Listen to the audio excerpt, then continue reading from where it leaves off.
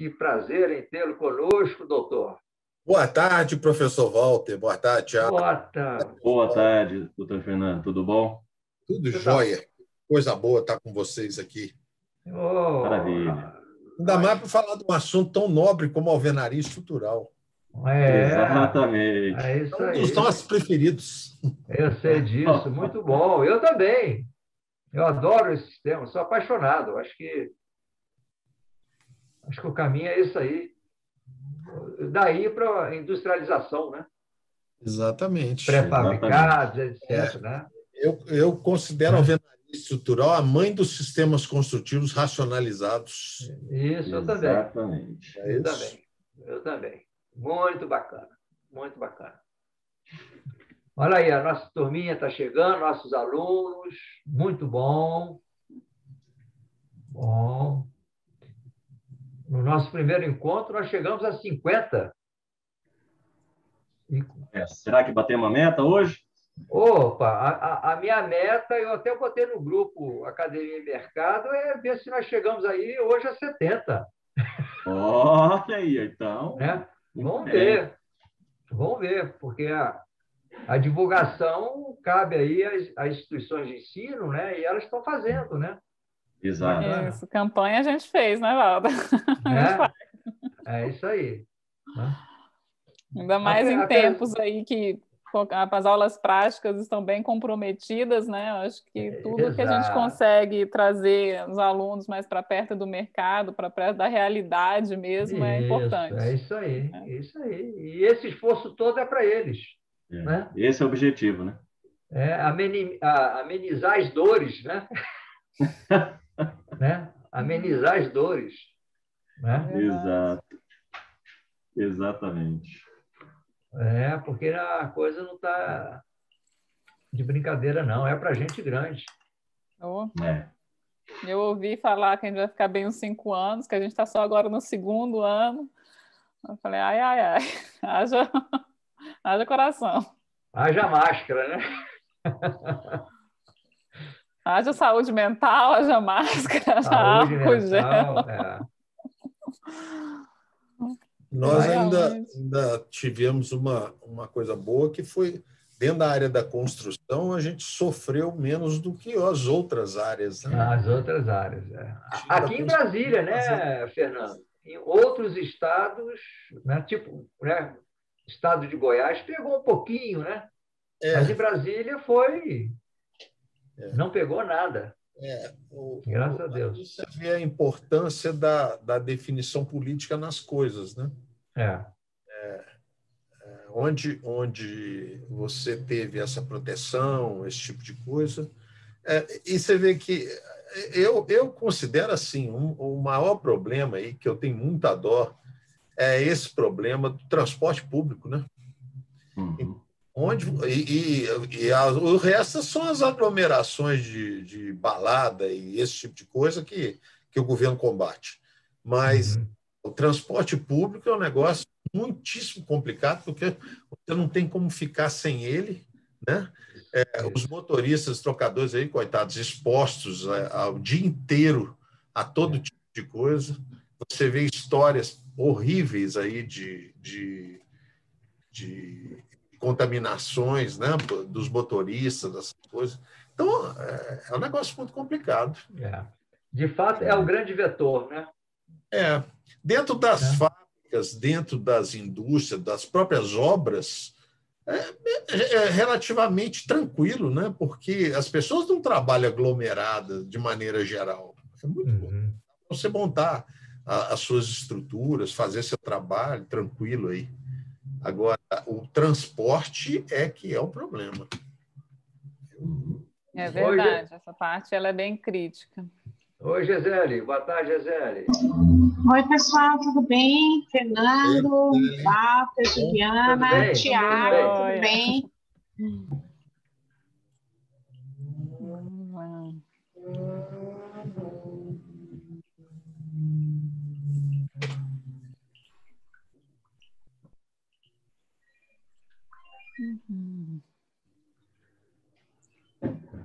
Como é que ficaram as indústrias na parte de fornecimento aí da construção civil? Eu não vi muita notícia sobre. Elas continuaram produzindo ou também foram muito afetadas? Como é que ficou isso? Foram afetadas também. Aí foram afetadas, né? Aí tem um problema de abastecimento, preço, né, Fernando?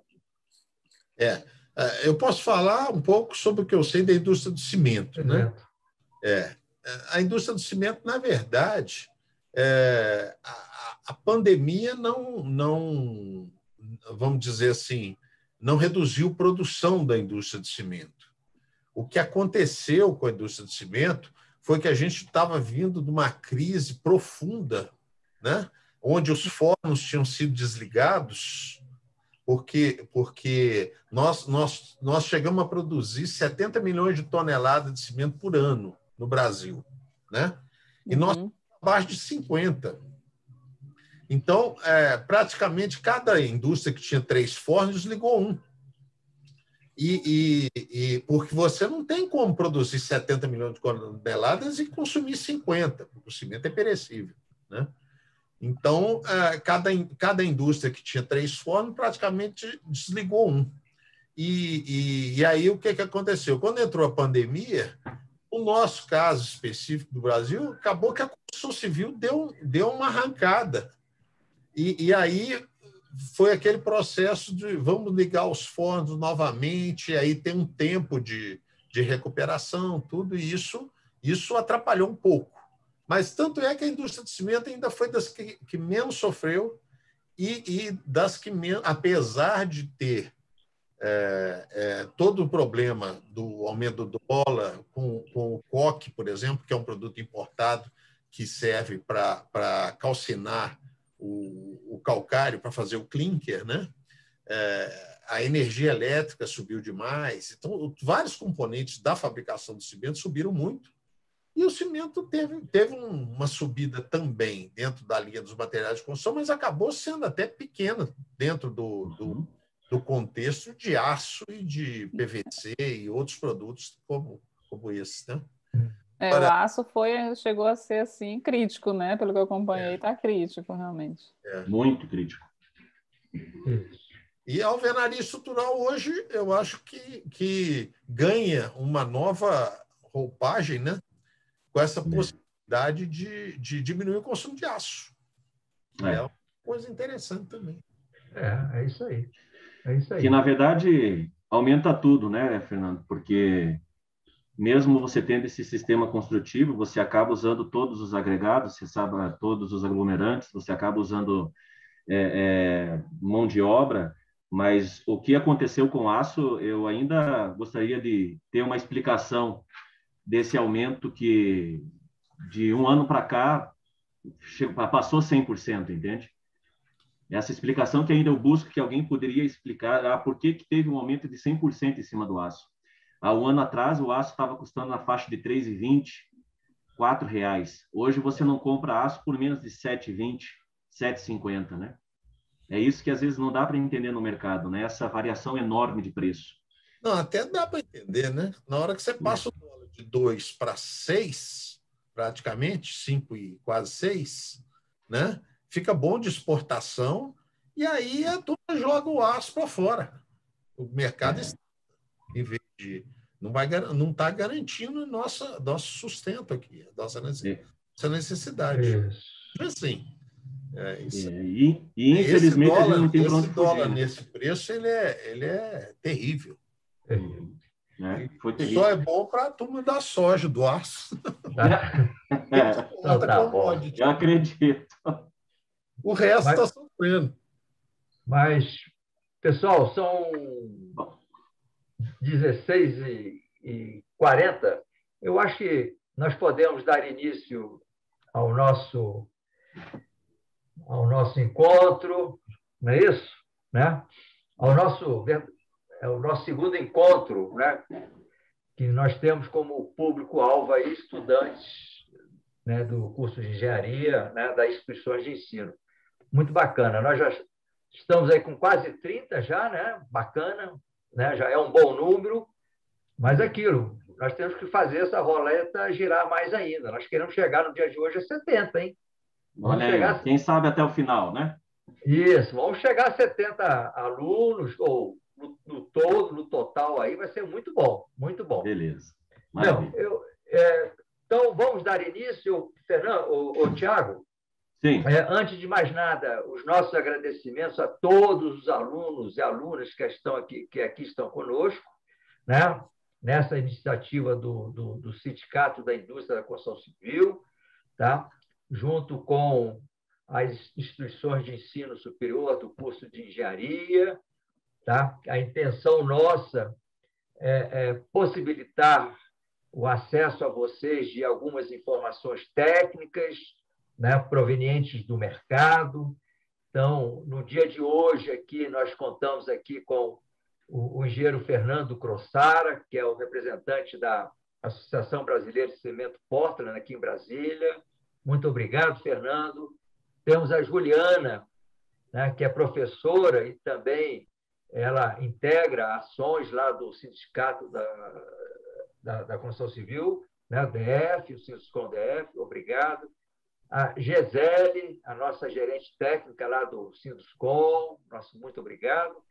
E ao nosso palestrante, Tiago, né, eu não sei se tem alguma outra personagem aqui conhecida, mas, enfim, agradeço a todos. E, especificamente, ao Tiago, né, nosso palestrante, que vai proferir uma palestra que terá como tema Sistema Alvenaria Estrutural, Boas Práticas de Execução. Então, a intenção desses encontros do mercado com as instituições de ensino, com os alunos, tá, é mostrar o lado prático, tá? Explorar mais o lado prático para que vocês tenham um conhecimento um pouco maior, né, de diversos assuntos, temas da nossa engenharia civil. Bom, eu me chamo Walter Vasconcelos, sou engenheiro civil, né, também coordeno esse grupo de trabalho, Academia e Mercado, e é com muito prazer que eu me encontro aqui com vocês. Então, Tiago, maravilha. A bola é sua, fique à vontade, tá? Inclusive obrigado. Com a máscara, pode permanecer com a máscara sem problema nenhum. Tá bom? Isso, beleza. Um abraço. Obrigado, Walter. Obrigado. Mais uma vez aí pelo convite. Segunda vez que a gente faz uma palestra, né? E agradecer realmente aí ao Sinduscom e todas as pessoas para estar proporcionando isso aos estudantes, né? Que eu acho que todo mundo aqui formado em engenharia é uma coisa muito importante, a vivência, né, dentro da obra, né? Porque independente de qual seja o seu caminho, né, se vai para a parte de projeto, se vai para a parte de planejamento, se vai para a parte de obra, é fundamental eles terem esse contato, né?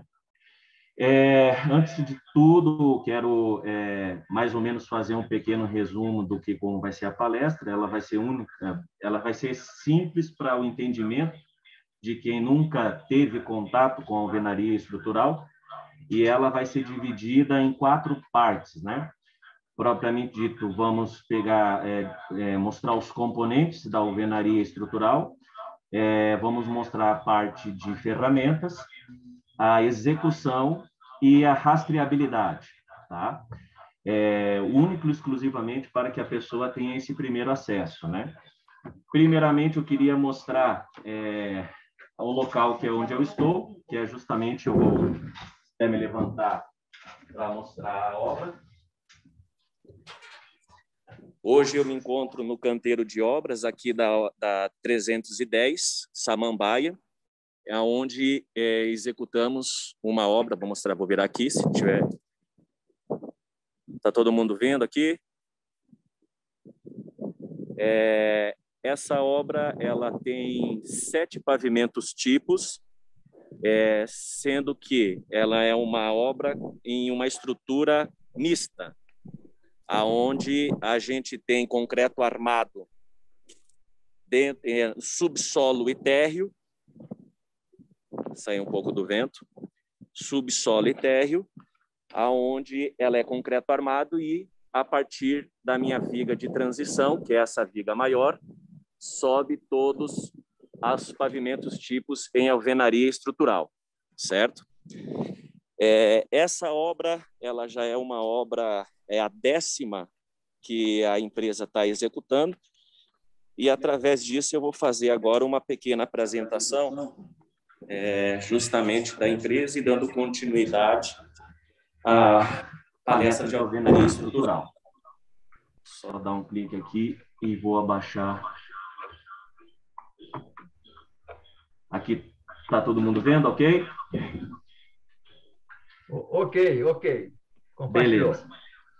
Pessoal, então, primeiramente, a empresa que eu trabalho é a JC Pérez.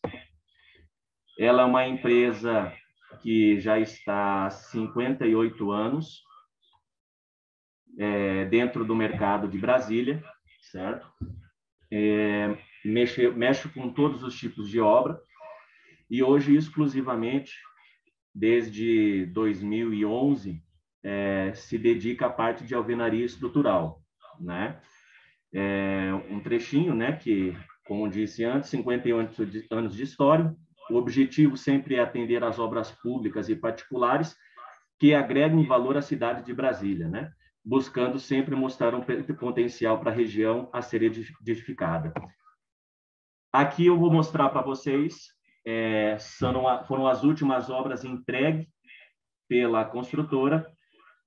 Todas elas têm a mesma tipologia, né? Que seria o quê?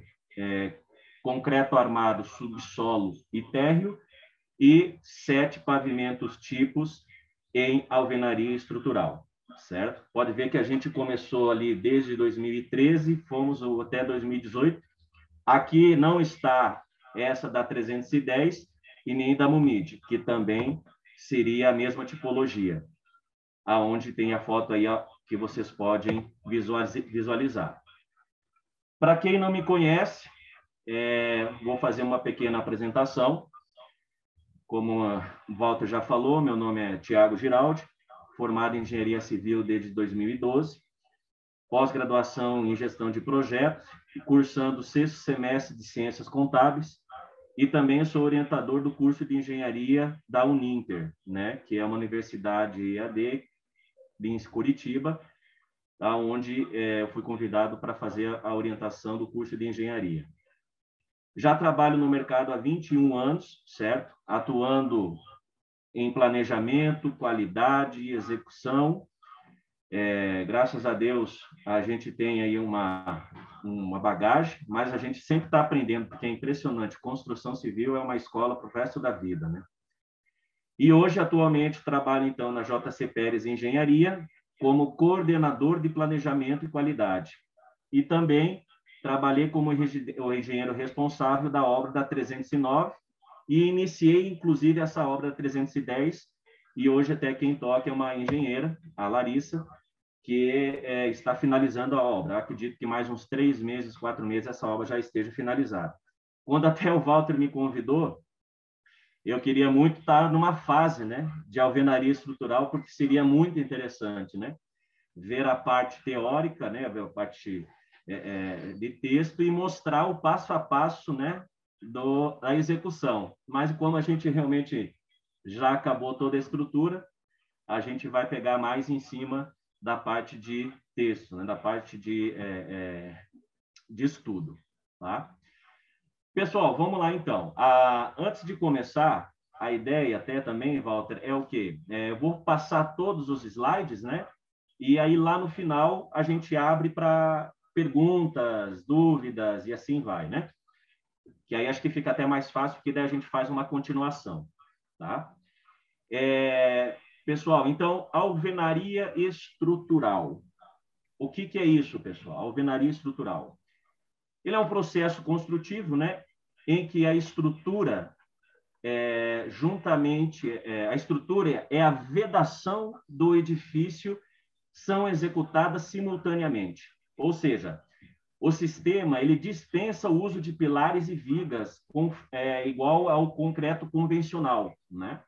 Ficando a carga justamente dos blocos estruturais a função portante da estrutura, né?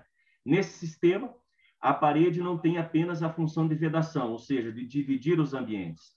Ela também vai desempenhar o papel da estrutura da edificação. E essa solução permite construir desde simples muros, residências e edifícios de diversas alturas até hipermercados e indústrias. Tá? É muito importante, pessoal, que a gente saber agora, nessa próxima etapa, porque a alvenaria estrutural, principalmente aqui na região do DF, ela é ainda muito, como é que eu posso te dizer, ela não sei se é bem aceita. Samambaia é uma região que está agregando muito esse tipo de sistema construtivo, mas vocês têm que entender que hoje a alvenaria estrutural, ela é o principal item, é a racionalização, a otimização e, principalmente, lógico, a custo da obra, né? Porque a alvenaria estrutural, quanto mais alto for o prédio, maior vai ser a sua economia, né? Para vocês terem mais ou menos uma ideia, a estimativa das obras que a IJC executa em relação se fosse no concreto convencional, ela gira na casa de 28%, né? Então, isso em termos de economia, porque, um detalhe que antes que eu falei, essas obras, por exemplo, da JC, elas são obras da CODAB, juntamente com cooperativas, né? Então, é diferente os custos quando se trata, por exemplo, de incorporação, né?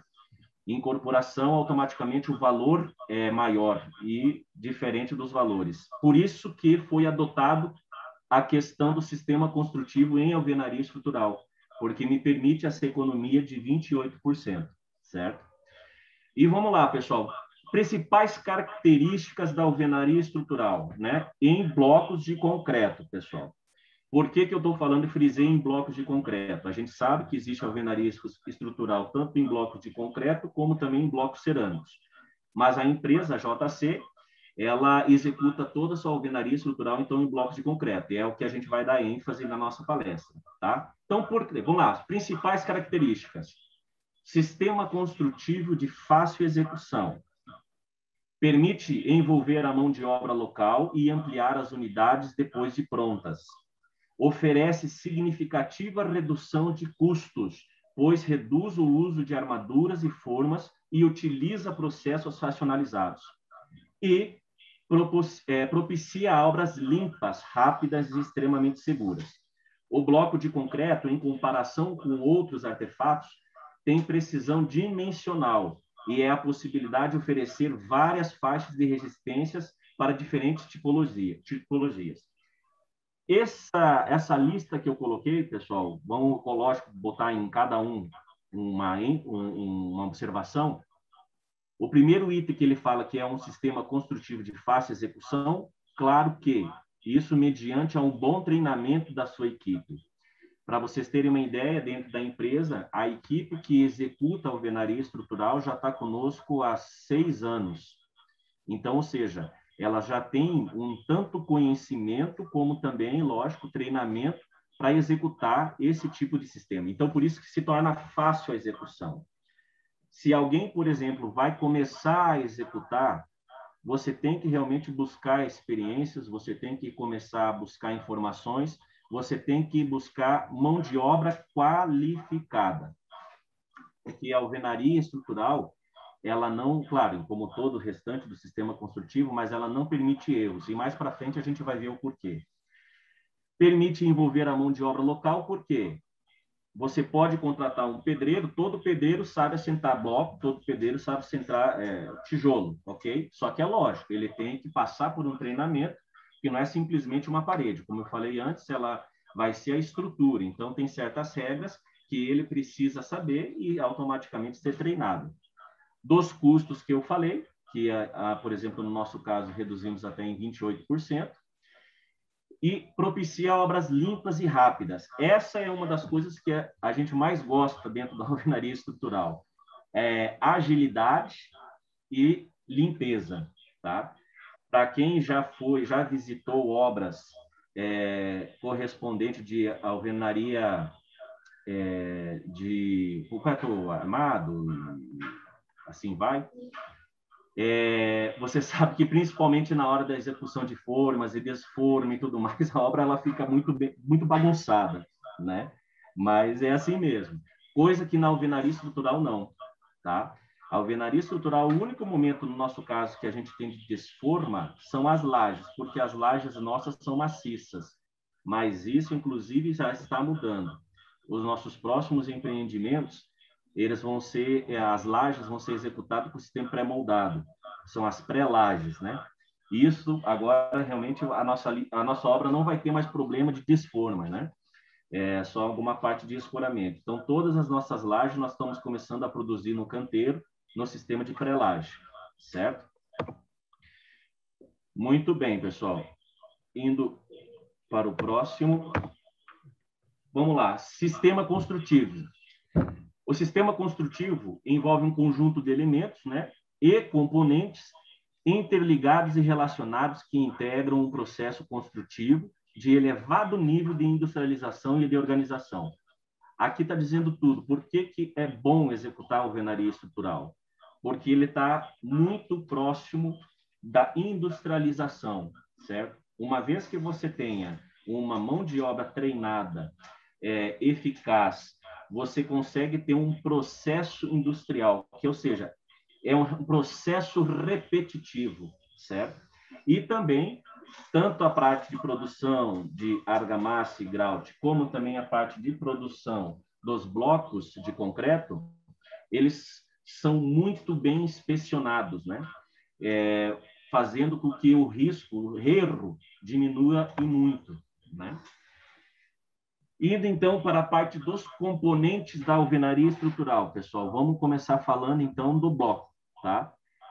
Aqui na nossa obra, a gente usa todo em da família de 14 centímetros, que é, na verdade, o que a alvenaria estrutural permite fazer, de 14 centímetros, tá? Que são o quê? As unidades de alvenaria, né, que blocos e tijolos, são componentes industrializados, modulados e em forma de paralelepípedos, para a composição da alvenaria estrutural ou de vedação. Vocês podem observar que aí a gente tem várias peças, né? Nós temos o bloco do 14 por 19, 29, o bloco mais comum, que é o 14, 19, 39. Aí nós temos aqui embaixo a canaleta, nós temos o meio bloco, nós temos a canaleta tipo J, que vai em cima da cinta na última afiada para receber a laje.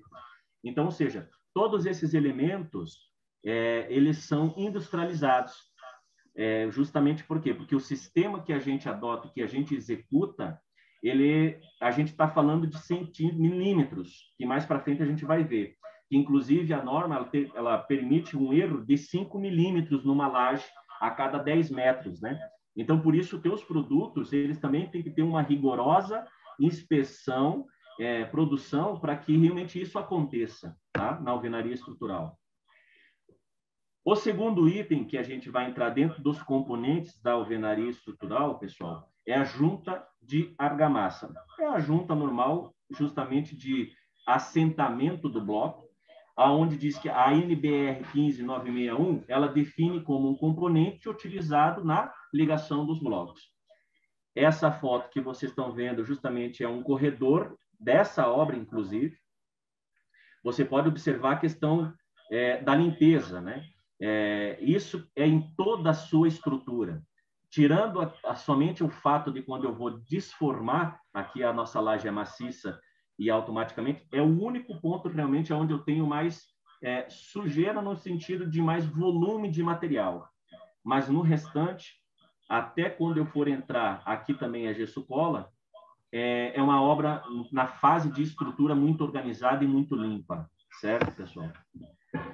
O terceiro item do nosso componente seria justamente o quê? O grout, né? O que é o grout, pessoal? Também definido pela NBR 15961, que diz respeito que é um componente utilizado para o preenchimento dos espaços vazios de blocos, com a finalidade de solidarizar as armaduras à alvenaria ou aumentar sua capacidade existente. Cuidados importantes para a questão do grout, pessoal. Traço do grout.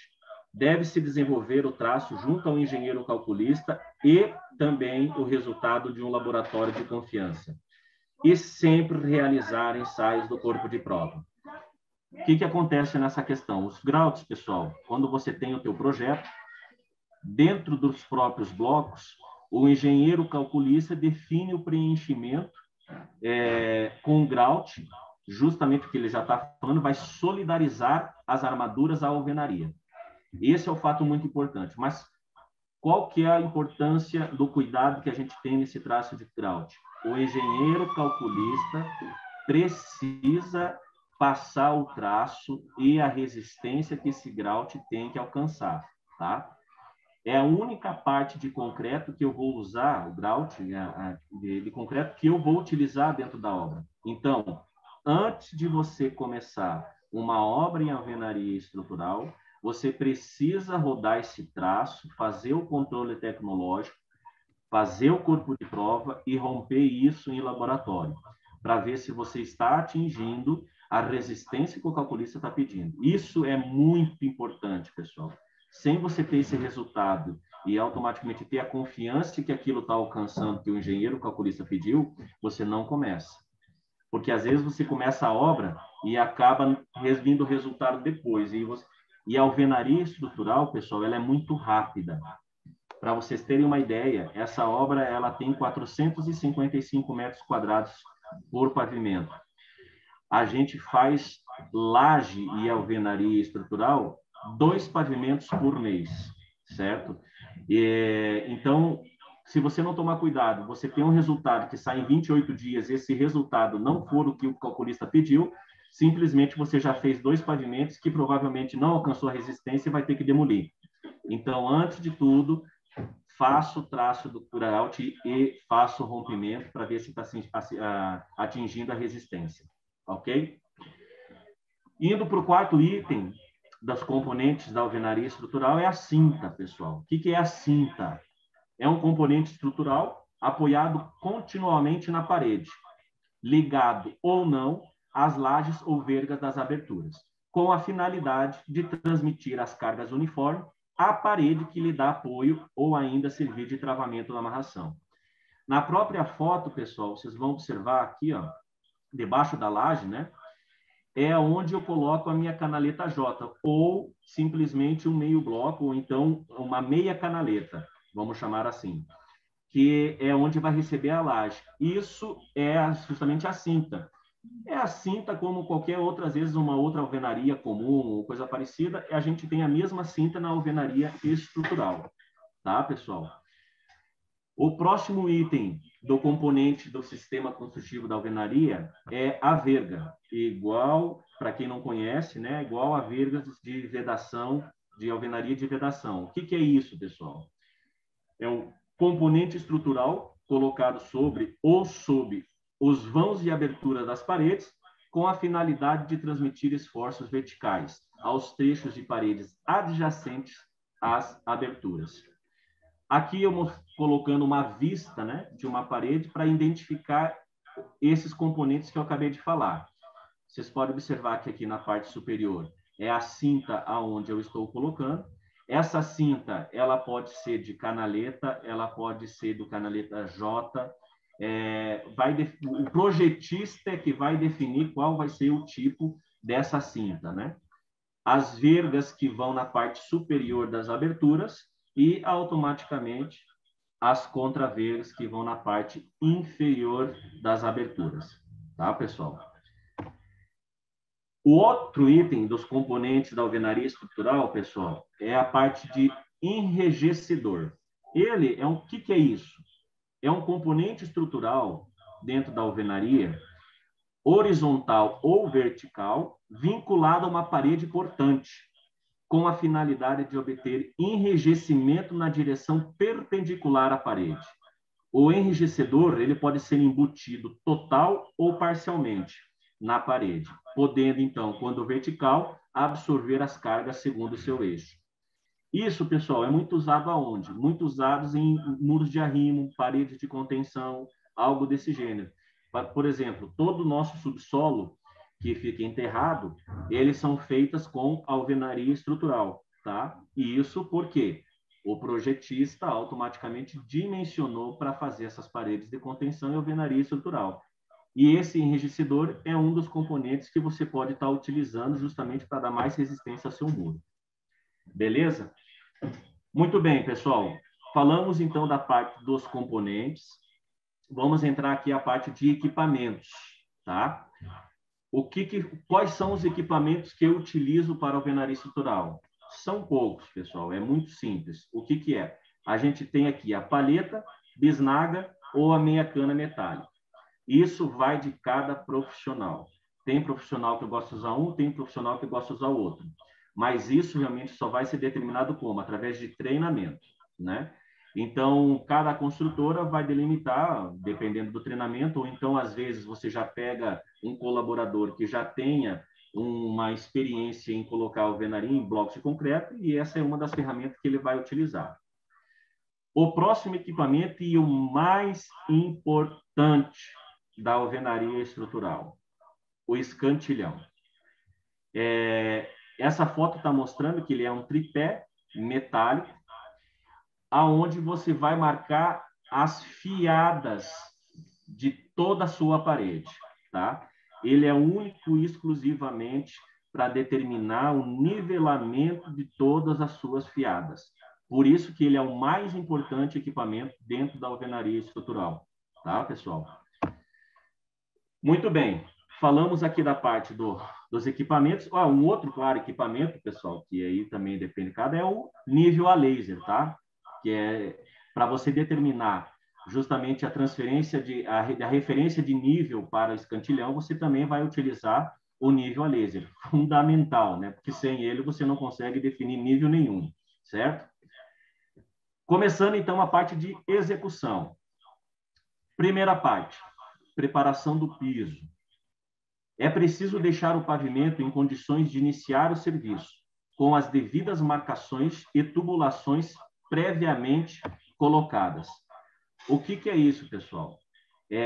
No projeto, você tem que ter junto na execução tanto o estrutural quanto também de instalações. Isso elétricas e hidráulicas. Porque é onde eles vão estar definindo, lógico, os pontos de passagem da tubulação elétrica e estrutural, elétrica e hidráulica. E no estrutural, você tem que deixar as esperas das armações que você vai colocar dentro dos blocos, né? Porque no projeto de alvenaria estrutural, pessoal, eu tenho armações tanto verticais como também horizontais, né? E isso tudo definido em projeto. Mas para dar o start inicial, ela pode ser de alguns tipos, que eu vou falar de dois aqui, que é radier, ou pode ser feita em cima de blocos de baldrame, blocos e baldrames. Nós estamos executando os dois tipos, né, de obras, tanto na parte de radier, como também em blocos de vigas e baldrames, tá? Vocês aqui estão vendo a foto, que você tem que deixar tudo pronto, na questão da parte de tubulações, na questão da parte das esperas da ferragem, tudo isso ele já tem que estar pré-determinado para quando você for executar a marcação da alvenaria, isso não pode estar fugindo do eixo, tá? Porque uma vez colocadas as tubulações e você errar essa marcação, provavelmente você vai ter que fazer algumas demolições, ok? Muito bem. Feitas essas preparações iniciais, pessoal, a gente vai verificar o esquadro da obra. E isso também é muito importante. Independente da figura geométrica que tem a sua laje, vamos lá, retangular, volumétrico, no sentido que tem avanços ou não, como toda obra, ela tem que estar no esquadro.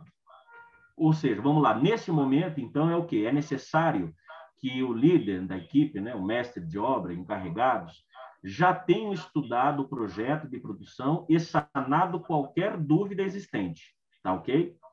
Na verificação de obra, uma maneira usual de verificar o esquadro é por igualdade entre diagonais. Ou seja, a sua obra, por exemplo, é retangular, certo?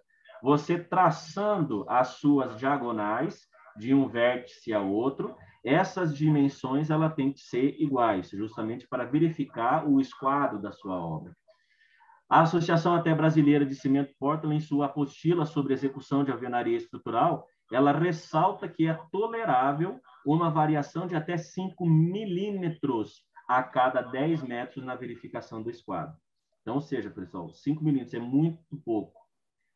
É por isso que a alvenaria estrutural ela é boa de trabalhar. Você não pode errar, porque uma vez errado, porque você vai ter que desmanchar e esse é prejuízo. Coisa que na alvenaria estrutural não pode existir. Prejuízo. É muito pelo contrário. Ela é economia.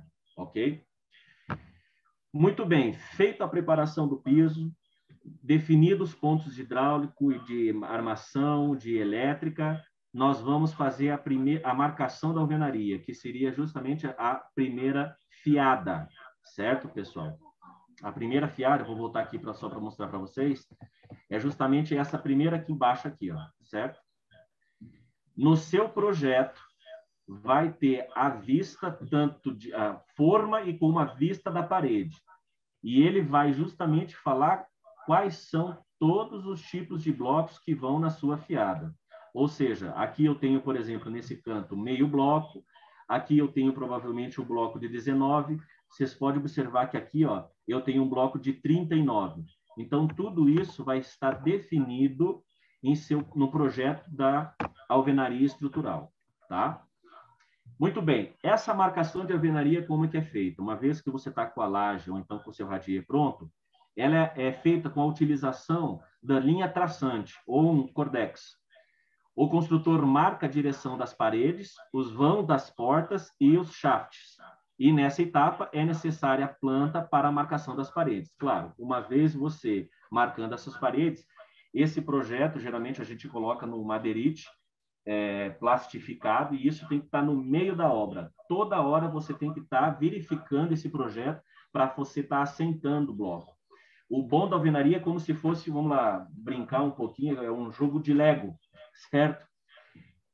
Se você não colocar as peças exatamente como o projeto está executando, no final você vai ter problema, não vai fechar a fiada. Então, você tem que seguir fielmente cada bloco que está pedindo no seu projeto. Ok? Muito bem. Feito essa parte de marcação, você vai ter uma verificação da posição das instalações que eu já tinha mencionado antes. O que é isso? Com o projeto em mãos, verifica-se se as instalações elétricas e hidráulicas verifiquem as posições das instalações elétricas e hidráulicas. Por quê? Essa fase ela é muito importante, pois após executada a alvenaria, não é mais possível alterar a posição das instalações. Claro que não é possível. Se você errou, o que vai acontecer? Você vai ter que quebrar a parede, né? E uma vez feito a laje, isso é um problemão, porque aí você vai ter um prejuízo muito grande, tá? Verificada essa etapa, a gente vai justamente para quê? Instalação dos escantilhões. É aquilo que eu mencionei antes, que é o equipamento mais importante dentro da alvenaria estrutural. O que é? Vamos lá. O mestre de obra ou o líder da equipe, ele deve marcar a posição dos escantilhões do projeto. Primeiro, fixe as bases, que nem eu falei, ele é um tripé, fixe as bases na laje, e em seguida, coloque-se as hastes e após é feita a fixação da mão francesa. Na sequência, deve-se colocar o escantilhão no prumo, utilizando o equipamento de averiguação devidamente calibrado. Isso é uma coisa muito importante, até que o Walter, me escutando, vai concordar muito comigo. Todos os equipamentos dentro da sua obra, você tem que ter uma rastreabilidade e, principalmente, o quê? A calibração desse equipamento. Nós estamos falando de alvenaria estrutural, onde todas as paredes elas são uma função estrutural do seu edifício. Imagine você agora tá posicionando os escantilhões, sendo que, às vezes, o teu nível de bolha, o teu nível a laser, o teu prumo, o teu esquadro não esteja calibrado, esteja fora. Isso é uma sucessão de erros, né? Uma vez você errando num pavimento, quando você chegar no final, o teu prédio vai estar torto. E automaticamente você não pode ter isso dentro da alvenaria estrutural. Então, é muito importante que todos os teus equipamentos dentro da obra, eles estejam calibrados, pessoal. Feito isso, ok? Posicionou... um detalhe aqui que antes de mencionar, pessoal, vocês podem observar, ó, aonde que são posicionados os escantilhões. Eles são posicionados em todos os cantos, ou seja, todos os vértices dos ambientes. Sala, quarto, cozinha. Por quê? Os escantilhões, eles vão delimitar o nivelamento da minha fiada. Tá vendo? Então, uma vez eu fiz a marcação dentro do escantilhão, eu vou seguir essa marcação. E o início dela vai se dar onde, pessoal? Vai ser justamente nessa transferência da referência de nível, ou RTM. Como é que é isso, gente? Uma vez eu feito a primeira fiada, coloquei lá a fiada marcação, fez a marcação dos escantilhões, eu vou fazer o quê? Eu vou fazer a transferência de nível, a transferência de referência de nível. O que é isso, gente?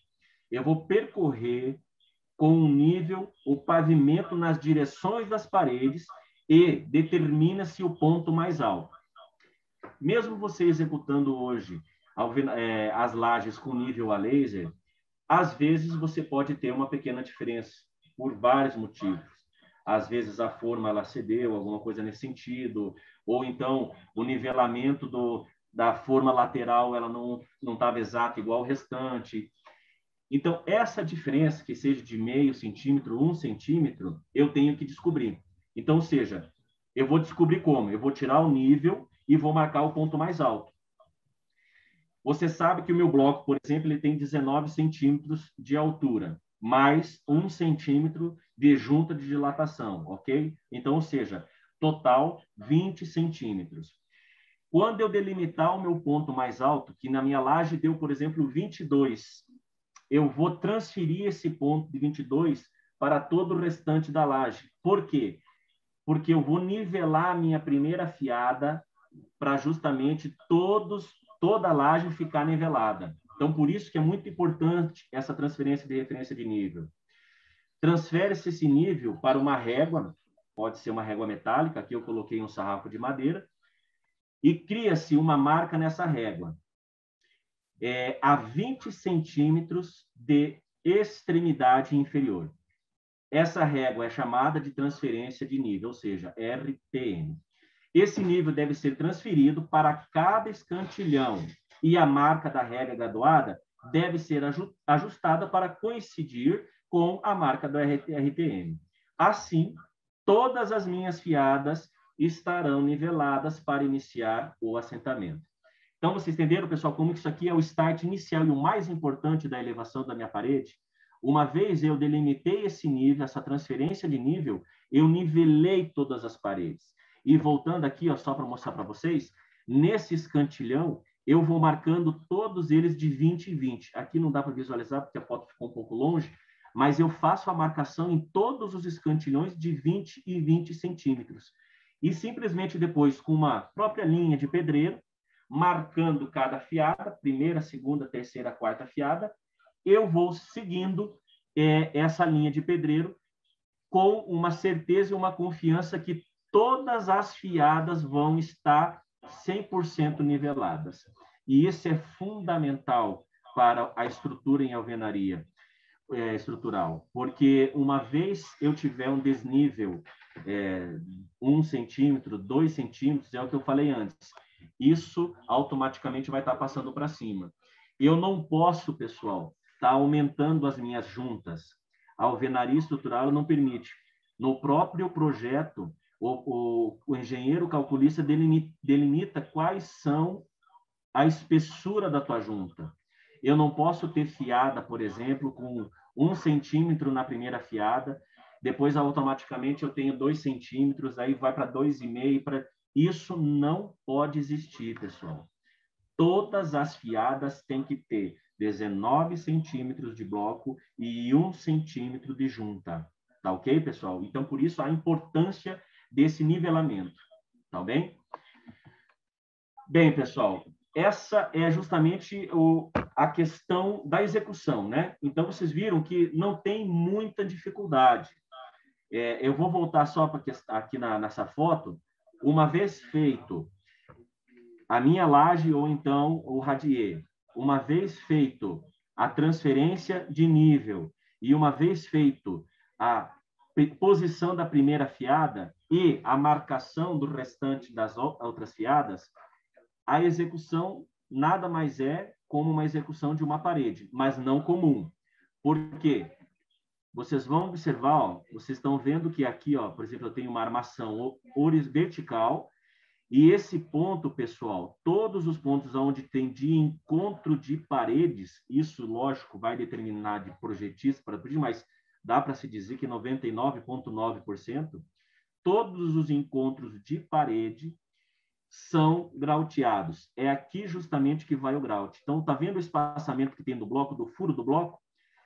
Eu vou fazer justamente o engastamento do bloco, junto com a outra parede, eu vou ter uma armação vertical e, automaticamente, eu vou grautear todos esses cantos, todos esses vértices. Essa é a única excepcionalidade de uma parede comum. Eu vou fazer o assentamento do blocos igual a uma parede comum e eu só vou agora observar, conforme o projeto, aonde que são meus pontos de grout. E é muito importante, pessoal, que no pé de cada ponto de grout, o que é no pé, pessoal? É no pé na primeira fiada. Vou voltar aqui, ó.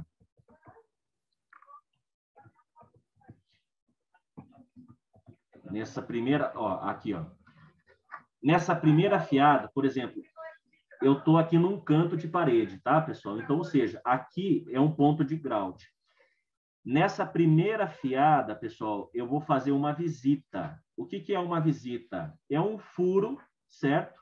No próprio bloco, que eu vou cortar com maquita, que é o quê? Para mim verificar se o meu grout, o grout, ele é autoadensável, certo? Mas eu vou justamente ter uma conferência com uma abertura aqui nessa primeira fiada para verificar se realmente o meu grout desceu e para não ter a minha famosa broca, né? Mas que é muito difícil acontecer no grout. Mas é só para uma questão de realmente de conferência, né? Para que não tenha nenhum tipo de problema nos meus pontos de grout. Porque mesmo a alvenaria estrutural sendo autoportante, esses pontos, esses cantos, esses vértices, eles são grauteados, como se fosse uma espécie de um mini pilar. Isso é justamente para ter um maior enrijecimento em termos da tua estrutura. Não é somente o bloco, certo? Beleza, pessoal. Então, na parte de execução, a gente fez componentes, a gente viu equipamentos e a gente viu a parte de execução.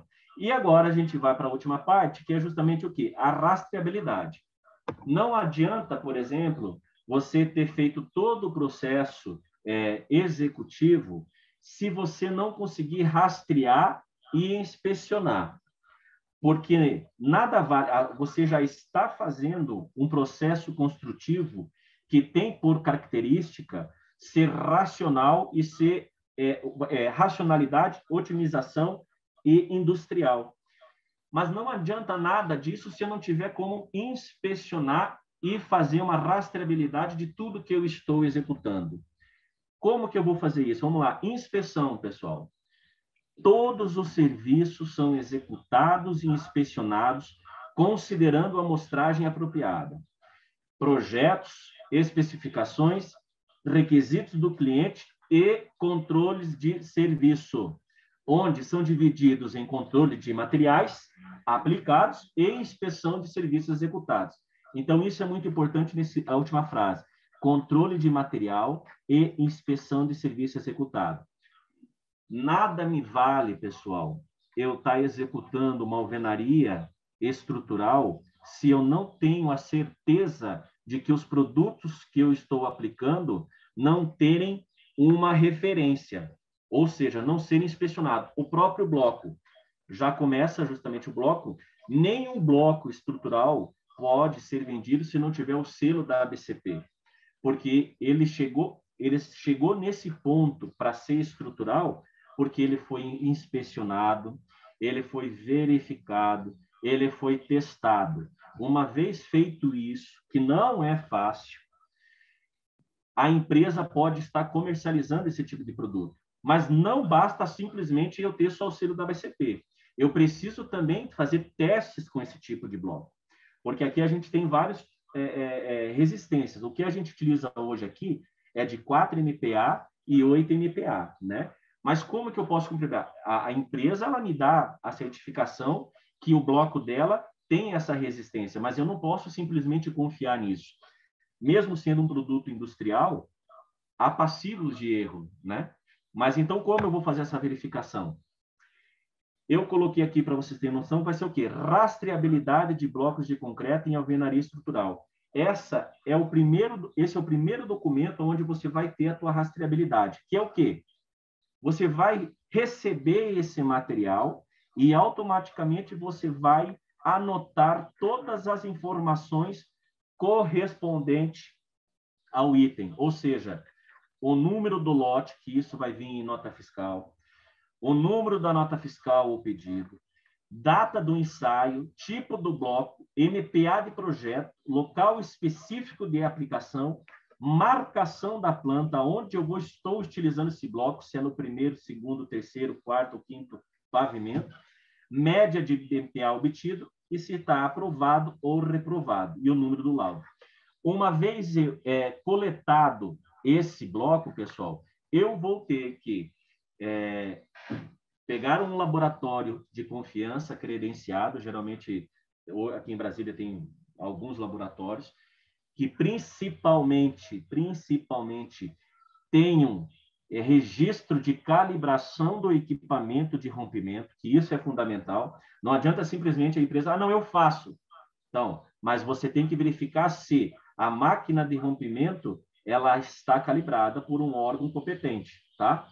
Então, uma vez eu pegando esse bloco, eu vou botar ele para ensaio. Então, ou seja, peguei o bloco do lote X, data do ensaio hoje, tipo do bloco, um bloco 19 por 19 por 24, MPa do projeto, qual é o MPa que ele está pedindo em projeto, se é 4 ou é 8, local aplicado, primeiro, segundo, terceiro, quarto pavimento, marcação na planta, isso geralmente você pode colocar em anexo a essa ficha, e a média de MPa obtido, que aqui você vai ter vários. Alcançou a resistência do projeto? Sim, aprovado. Número do laudo, X. Isso, pessoal, é um documento igual ao concreto, o controle tecnológico que a gente faz em concreto. Só que aqui a gente vai fazer de alguns mais do que o concreto, porque do concreto a gente só tem o corpo de prova, rompe e acabou, certo? Aqui a gente vai ter do bloco, aqui a gente vai ter do grout, aqui a gente vai ter do prisma.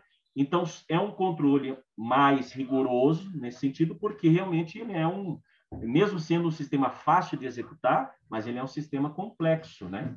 Então, a gente tem que isso aqui é o quê? É uma ferramenta para o controle tecnológico da alvenaria estrutural. Então, o próximo item que eu estava falando é justamente o quê? Rastreabilidade do grout. O que é isso, pessoal? Uma vez, então, que eu falei para vocês, o projetista, ele te deu a resistência, te deu o traço. Às vezes não dão o traço, tá, pessoal? Tem muito projetista que só coloca a resistência do grout e pronto, acabou. Aí você tem que correr atrás de quem? Você tem que correr atrás de um laboratório para desenvolver esse traço para vocês, que inclusive é o que a gente fez aqui na empresa. Isso a gente já tem um traço há alguns anos, que é o mesmo. Então, como o projetista só desenvolveu, deu a resistência, automaticamente a gente tem que correr atrás. Então, pronto. Aqui o que eu estou dizendo? A data, FCK do projeto, se é 25, se é 20, se é 30 MPa, o traço que você está fazendo o estudo, está fazendo o ensaio, local de aplicação novamente, que é o quê? Eu estou executando agora o grout do segundo pavimento. Então, pronto, é o grout que eu estou utilizando do segundo pavimento e você vai informar aqui. E o maior FCK obtido em 28 dias. Alcançou a resistência de projeto? Aprovado. Número do laudo e visto do responsável, certo?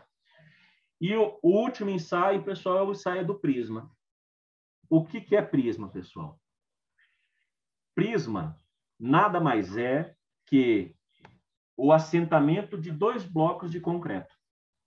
Eu vou pegar um bloco de 19 por 19 por 39, vou fazer o assentamento normal, como se fosse um assentamento no local da laje, vou assentar outro bloco em cima dele, vou deixar no local reservado, vou deixar no local apropriado, para que não haja nenhum tipo de variação, de batida, de porrada, de qualquer coisa que aconteça nele, e vou passar para o laboratório romper. Para que isso, pessoal? É o conjunto. Lembram que nos projetos de alvenaria estrutural, a gente tem o bloco e a junta. Esses dois componentes, ele tem que ter a resistência da parede que ele está pedindo. Ou seja, se ele está me pedindo que a alvenaria estrutural do primeiro pavimento tem que ter 8 MPa de resistência, o conjunto que a gente chama de prisma, uma vez rompido, tem que alcançar os 8 MPa de resistência.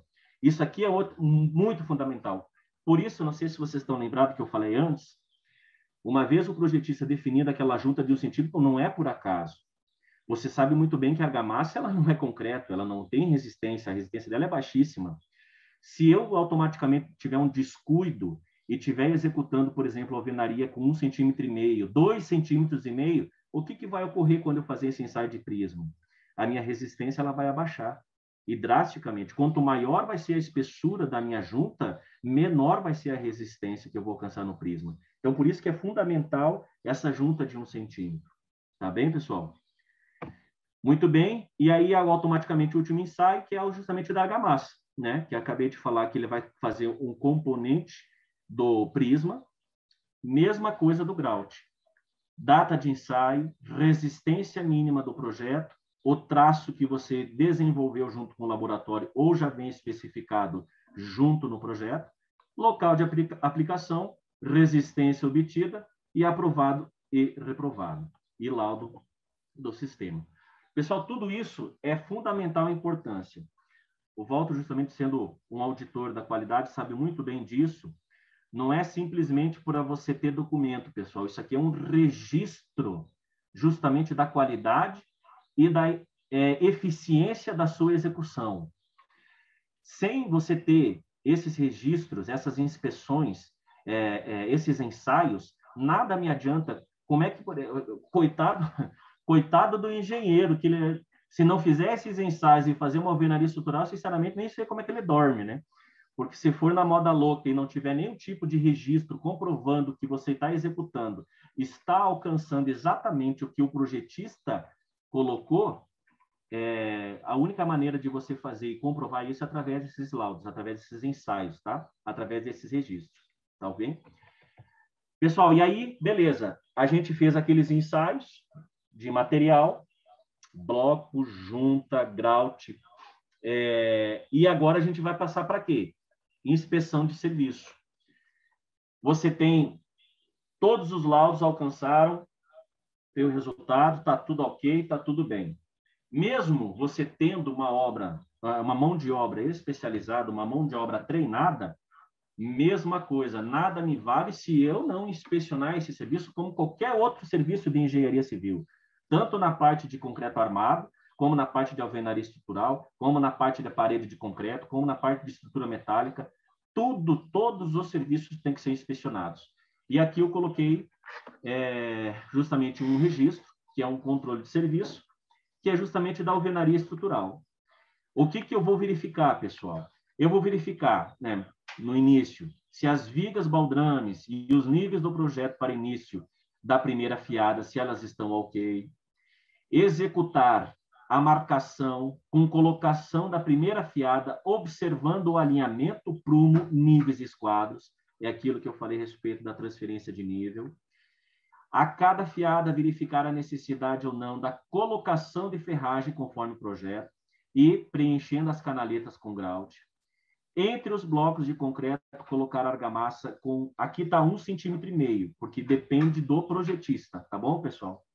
Prosseguir o assentamento dos blocos, cuidando para que liguem, para que fiquem nivelados e aprumados. E durante a execução, frisar as juntas de assentamento, assim que possível, dando o acabamento final da espuma. Isso aqui, pessoal, é muito, muito importante. Como eu falei antes, principalmente essa questão aqui do grout. Ó.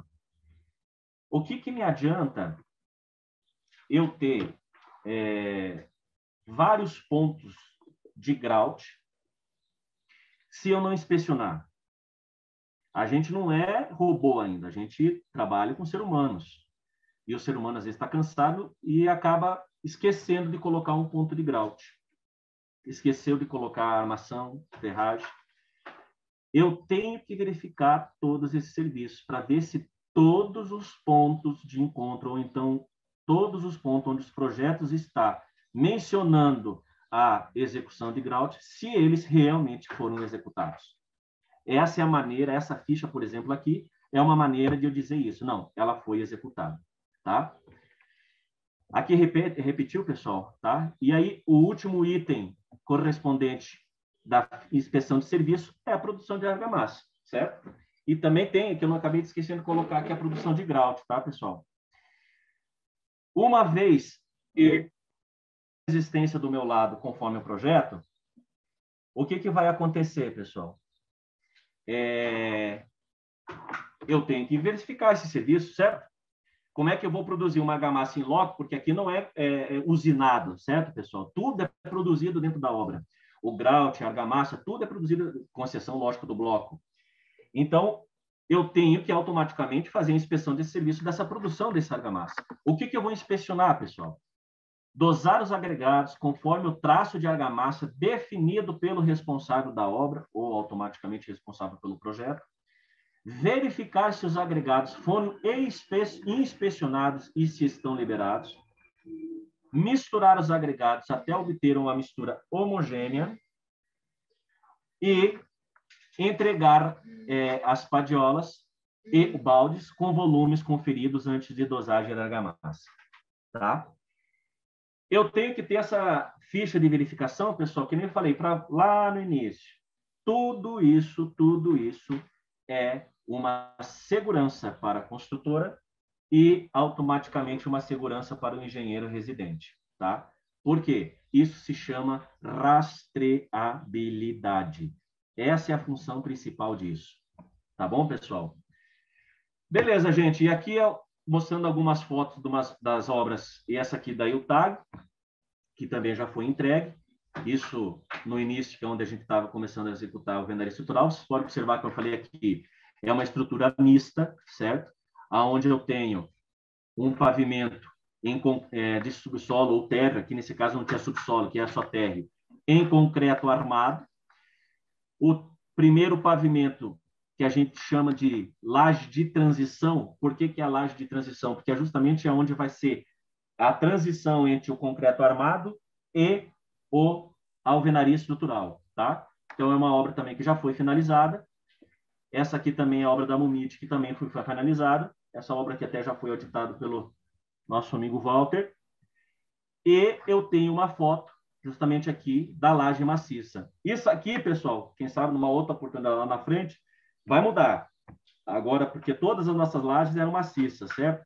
Agora, nós estamos executando elas em lajes pré-fabricadas, a famosa pré-laje. Então, vai facilitar em muito, né? Nós queremos reduzir cada vez mais a questão da produção dessa laje, da execução dessa laje.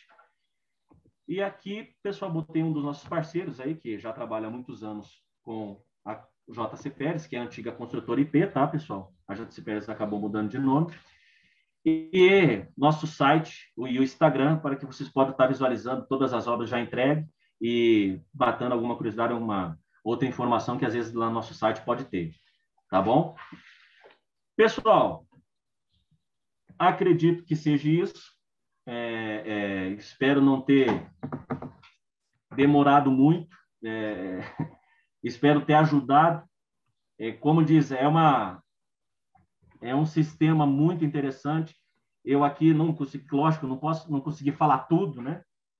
O ideal mesmo, como eu falei, se a gente estivesse executando, mostrar cada etapa, né, sendo executado, mostrar cada item executado.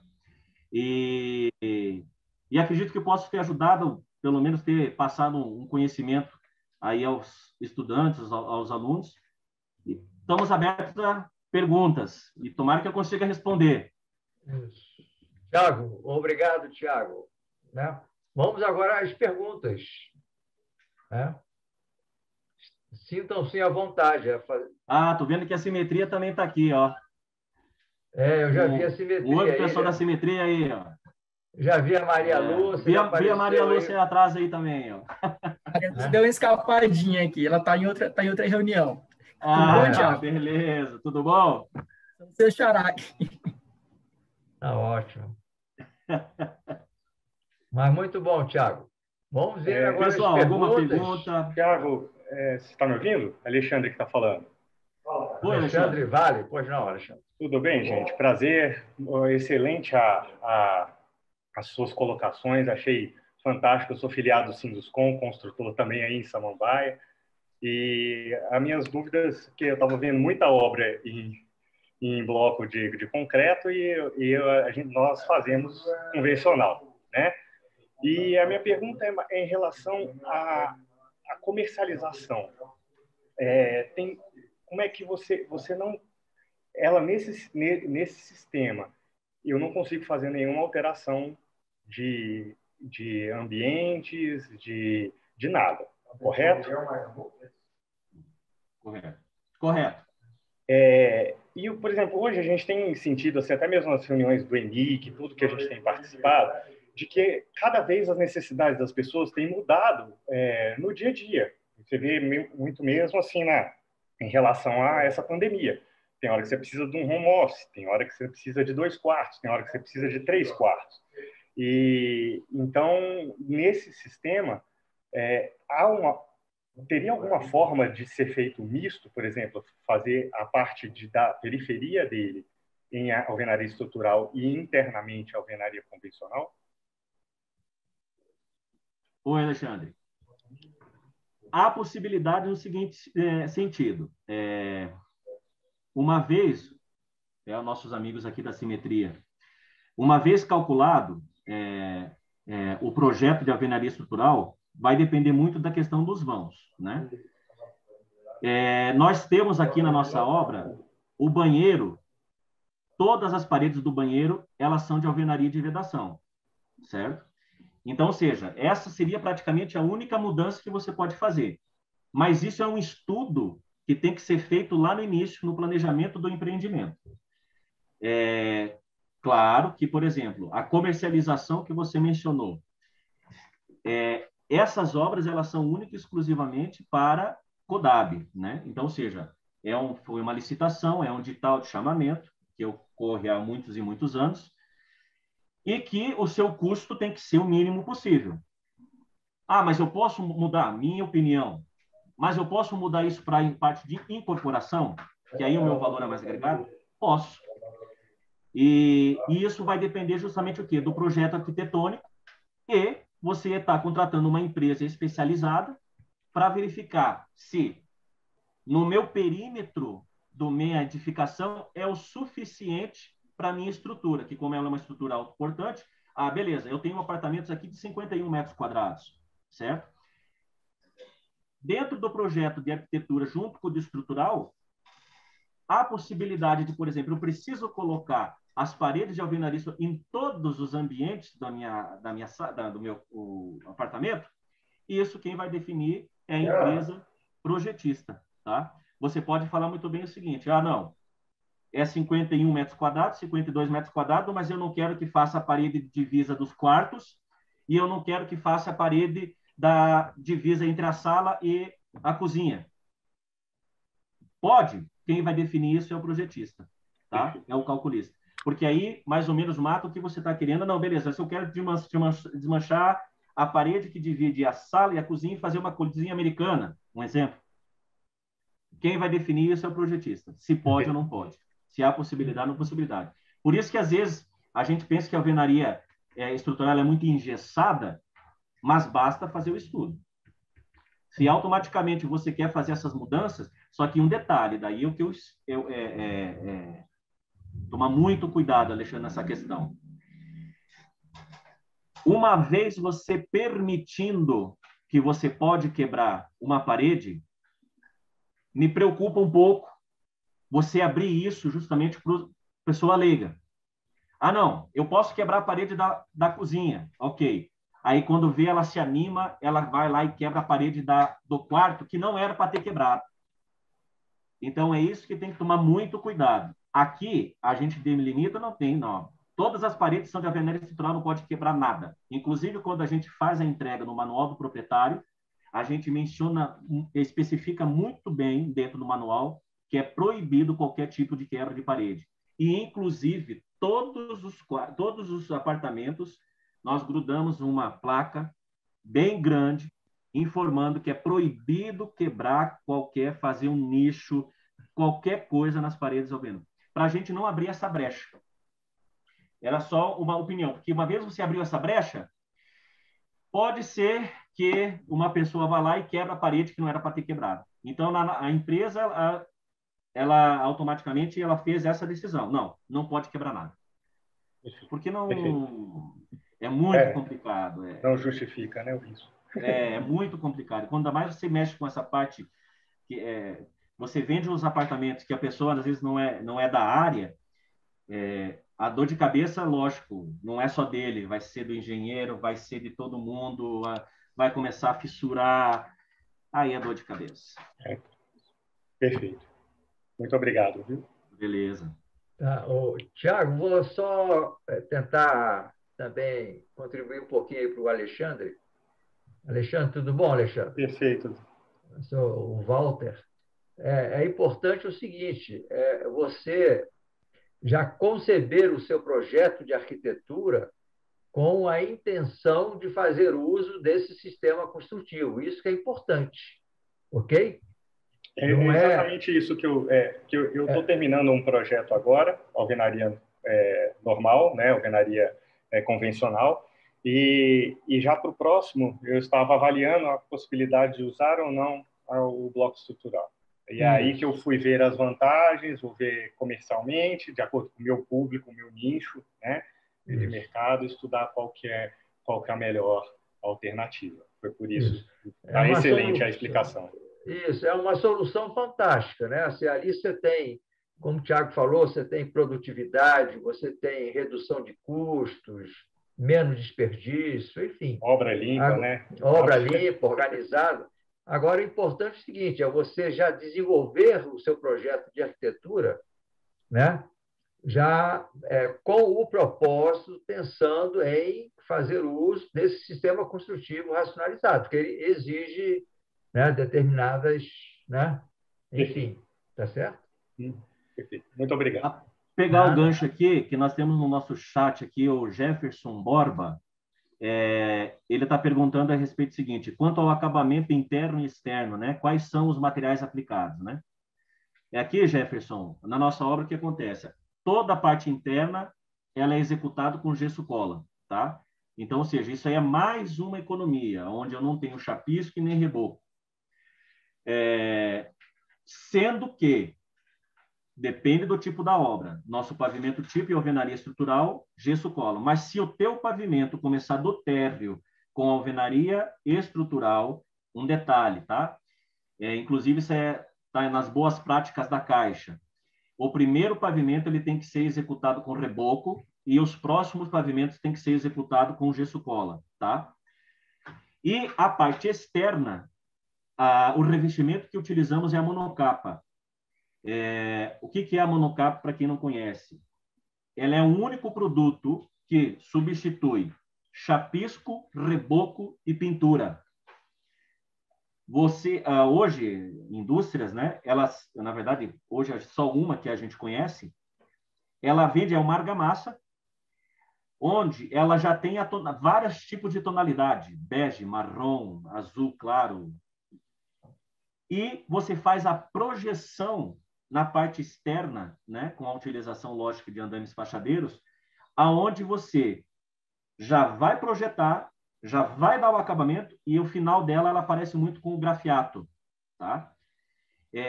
Ou seja, no mesmo produto eu estou utilizando a parte de chapisco, reboco e pintura, que é uma outra economia, tá? Que a monocapa ela veio também. Por que é a questão da economia? Depende muito da questão de comercialização, tá? Então, dessa obra, além da parte de alvenaria estrutural, a gente também usa a parte de gesso cola internamente e também a monocapa, que faz a substituição da parte externa de chapisco, reboco e pintura, tá? E dura o resto Thiago, da vida inteira. Aproveitando o gancho aí desse monocapa, que normalmente quando a gente fala de argamassa na fachada, a gente está falando aí de panos, né, no máximo aí 30, 36 metros quadrados estourando, né, para evitar as trincas. Essa monocapa, vocês trabalham com juntas de quanto na fachada, só por curiosidade? Todas as juntas nossas, elas são horizontais. Na monocapa, você depende, claro, porque nos nossos panos eles não são panos grandes. A gente não tem pano, antes eu passei até o vídeo, nós não temos panos com mais de 6 metros de comprimento. Então, nós temos o quê? Nós só executamos a junta horizontal e a junta de dilatação do prédio, certo? Que é o suficiente. E a gente executa cada pavimento. Então, ou seja, a divisão de cada pavimento, eu tenho uma junta de dilatação. Mas isso vai depender da fachada. Se você tem uma fachada com pano com 10 metros de comprimento, aí não vai ter que fazer uma junta da fachada vertical, né? Mas no nosso caso, a gente só usa junta horizontal. Então, ela vai seguir mais ou menos a mesma da argamassa daí, só para uma ideia. Exatamente. Vai seguir a mesma da argamassa, exatamente. Tá? Obrigada. Tem uma outra pergunta também aqui do Carlos, que ele está falando o seguinte: qual é o tempo da cura da argamassa das juntas para o rompimento em conjunto com os blocos e ir avançando com a obra? Essa junta, Carlos, né? Isso, Carlos. Ela vai seguir o mesmo da questão do concreto. Ela vai ter uma de 7 dias e ela vai ter uma de 28 dias. Pelo menos é o que a gente adota aqui na empresa, tá? Que é o prisma, tá? O prisma, quando a gente executa, a gente vai ter um rompimento nos 7 dias e um outro rompimento no 28 dias, para ver se alcança a resistência de projeto, tá? Deixa eu ver se ele vai ter outra pergunta aqui agora da Virgínia. Oi. Até a Virgínia, o Fernando quer fazer uma pergunta. Gostaria de perguntar. Fernando, deixa eu ver aqui a Virgínia. Vê aí a Virgínia. Deu para ver, mas não entendi o senhor quis dizer com permite ampliar as unidades depois de pronta, quando falou das principais características alvenaria estrutural. Virgínia, desculpe, se eu falei que permite ampliar, não permite ampliar não, tá? Eu posso ter me enganar no falar. Que nem a gente estava conversando aqui com o Alexandre, uma vez determinado o espaçamento conforme está no projeto de arquitetura, eu não tenho como ampliar, tá? Porque, assim, você vai ampliar no sentido do quê? Primeiro que são apartamentos, certo? E se por acaso, vamos dizer assim, você comprou 2 apartamentos e eles são vizinhos, você não vai conseguir ampliar, porque a parede de divisa entre o seu apartamento, ela é estrutural. Então, não tem como você ampliar. Só se for, lógico, aí vai muito de estudo, se for uma edificação térrea, mas aí você usa alvenaria de vedação na ampliação, do jeito que você quiser, mas você já tem que estar pré-dimensionado. Por exemplo, se você vai ampliar, aqui eu vou botar uma porta para fazer um outro quarto, essa porta ela já vai estar dimensionada no projeto, porque eu vou fazer minha porta com a verga, vou fechar com uma alvenaria comum e quando eu for ampliar, eu só vou demolir aquela porta para dar acesso à minha ampliação, tá? Mas se eu falei antes, eu peço desculpa, mas não dá para ampliar, ainda mais se tratando também de edifícios, né? Não tem como ampliar. O Fernando? Fernando, gostaria de perguntar... só que não... Ele vai perguntar agora. Tá. Estão me ouvindo? Estou ouvindo. Oi, Fernando. Oi, Fernando. Coisa boa é assistir palestras do pessoal que está com a mão na massa e preocupado com o resultado, né? Eu adorei essa parte sua da rastreabilidade. Aí eu acho que você deu uma aula espetacular e mostrou exatamente o ponto X da questão, né? Eu acho que é por aí que as coisas são muito importantes. A parte de projeto também é muito, muito importante, né? E eu sou parceiro aí do Sinduscom, na diretoria da DIMAT também. Então, eu queria passar algumas informações aqui que eu acho interessante nessa linha. Primeiro é o seguinte, a BCP tem um trabalho muito importante, que é o selo de qualidade dos blocos, né? Tudo que você falou é muito importante sobre a resistência dos blocos, sobre as dimensões, sobre o problema de permeabilidade, e essas coisas estão muito bem caracterizadas nesse problema do selo de qualidade. Inclusive, as obras da Caixa Econômica hoje é uma exigência que os blocos têm o PSQ, né? E o PSQ de blocos é dado pelo selo de qualidade da BCP. Então, eu acho que isso é uma coisa bastante importante. A outra coisa bacana da alvenaria estrutural é que ela te permite, e aí está o pessoal da Simetria aí, projetos em BIM, né? E a outra coisa que te permite, num processo evolutivo, aplicar, por exemplo, a Lean Construction, né? Que é o processo de aceleração, o processo da Toyota lá de aceleração da construção a seco, né? Então, a minha pergunta é o seguinte, a Simetria estaria já trabalhando com vocês com um projeto em BIM e Lean Construction já é uma coisa que vocês estão fazendo ou estão pensando em implantar, porque, inclusive, o Sinduscon tem 2 projetos, que é o BIM colaborativo, né? Para as empresas, isso é bom para o Alexandre lá, que está querendo entrar no processo, o BIM colaborativo, e o outro é uma parceria com o Senai, exatamente para fazer o projeto Lean Construction nesse tipo de construção racionalizada, né? E aí você começa realmente a atingir esses patamares de 30% aí de economia que você estava falando. Como é que vocês estão nesse pé? Simetria primeiro? Posso falar. Nós hoje temos capacidade para atender os clientes que necessitam do BIM, que trabalham com BIM, só que o que a gente está vendo, pelo menos para a alvenaria estrutural, é que um dos fatores limitantes é o poder de processamento dos computadores. Que, por exemplo, cada bloquinho ele vai numa entidade única. Então, cada bloquinho tem uma informação com o seu valor de FCK, o seu valor de FBK, FPK, e fica quando se você faz, por exemplo, várias paredes de vários pavimentos tipos, fica muito pesado. Então, um fator limitante hoje para a alvenaria é a questão do poder de processamento só. Mas, tirando isso, a gente está totalmente capacitado para poder atender para caso precise utilizar a ferramenta BIM. Tem esse porém só. Uhum. Fernando, eu confesso ainda que a realidade BIM, ela ainda está caminhando, né? Hoje a gente não utiliza na empresa, tá? Porque é um processo realmente que tem que ser estudado, tem que ser planejado para você passar de projeto para execução. É uma realidade que vai vir, não tem para onde escapar, isso eu acredito, né? Mas, como todo mundo sabe, a construção civil ela é muito carente, às vezes, de uma nova evolução, né? Numa nova etapa, né? Então, a empresa ela já está estudando isso, inclusive a própria diretoria já está correndo atrás, através de cursos para treinamento do pessoal, certo? Para se adaptar a essa nova realidade, que eu acredito que dentro do que 5 anos, não sei, eu estou chutando, né? Muitas empresas já vão estar adotando o BIM, né? Mas hoje ele ainda está caminhando, passos pequenos, mas está caminhando. Mas eu acredito que dentro de uns 5 anos em diante vai ser uma realidade. E o Lean Construction, vocês têm alguma coisa nessa linha? Não, também não, Fernando. Só o processo de racionalização normal dentro da empresa, né? Dentro da empresa, rastreabilidade e racionalização. Eu acho que tem gente que já adotou isso aí. A Apex, por exemplo, é uma empresa que trabalha muito com alvenaria. Sim, o Eduardo Aroeira costuma até fazer umas palestras para a gente de vez em quando. Isso. E Apex isso é uma coisa que o ajudou muito. E ele fez com o Senai, tá? O Senai é um parceiro nesse negócio aí. Só queria dar mais uma informação que eu acho que eu esqueci, que eu acho que vale a pena. A BCP tem um projeto que chama-se PDE, que é um projeto de melhoria da qualidade dos produtores de pré-fabricado de concreto, entre eles os fabricantes de blocos, de pavers, esse tipo de coisa, né?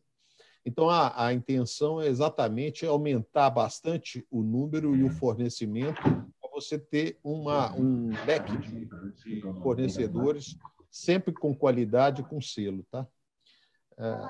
Parabéns, Thiago, valeu, gostei muito. Ok. E até, Tiago, voltando ao assunto do uso da monocapa, né, como revestimento externo, o que viabiliza o uso desse revestimento é justamente a verticalidade da obra, né?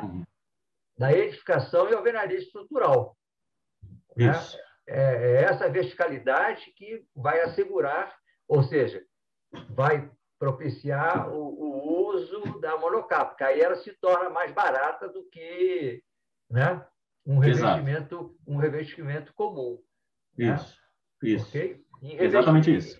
Em sistemas construtivos convencionais, a monocapa não é muito utilizada justamente porque, às vezes, a edificação foge um pouco dessa verticalidade, você tem que fazer enchimento de argamassa, tal, para aí jogar a monocapa, né? Isso. Não é isso? Então, porque nós estamos trazendo aí mais uma grande vantagem desse sistema construtivo alvenaria estrutural. Né?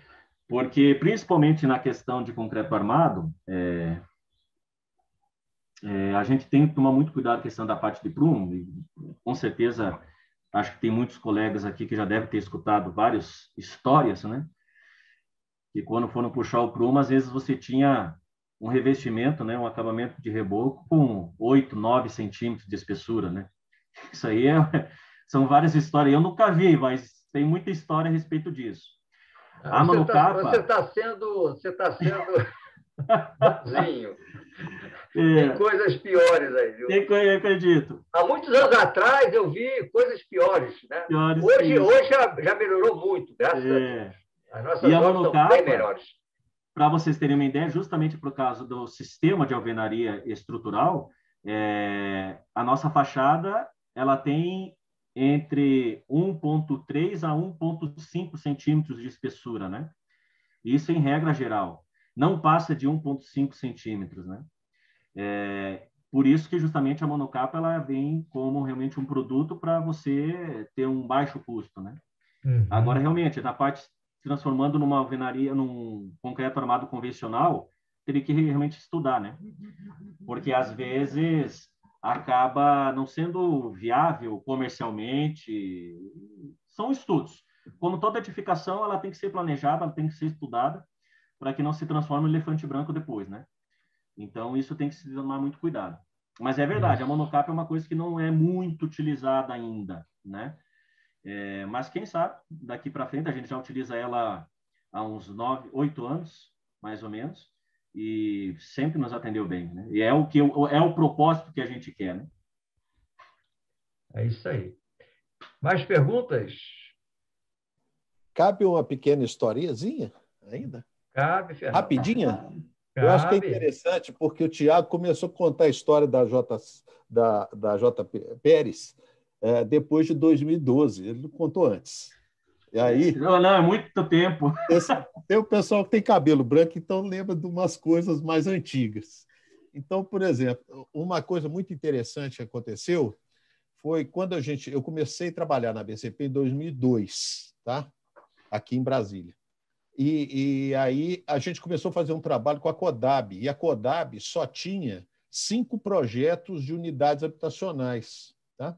Então, ela licitava aquelas unidades habitacionais e as empresas do Sinduscom ganhavam as concorrências e construíam lá 100, 200 unidades, e ficava por aí.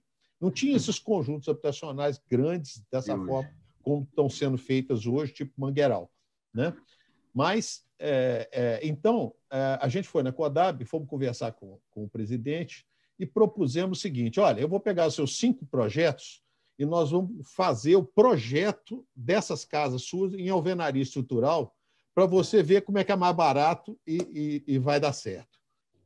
Ele topou na hora. De graça Então, manda. Pode fazer o projeto. Contratamos um projetista, na época, pouca gente fazia, ou a gente não conhecia, e contratamos um projetista e ele fez esses 5 projetos para a BCP, nós doamos para